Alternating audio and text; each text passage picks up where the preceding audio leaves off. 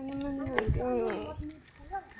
Monterey Ito nila sa perimeter phase po natin, yun yung po yung community ng Pina. parang townhouse ko. Ito pa may, Ito may community na sila. may clubhouse. Clubhouse, basketball court. How? Ito yung magiging clubhouse saka basketball court.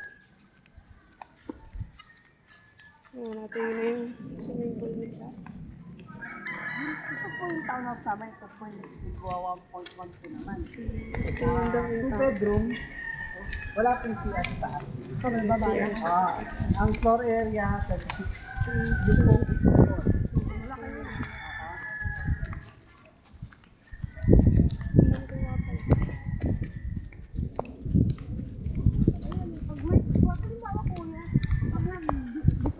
Tapos, reservation din.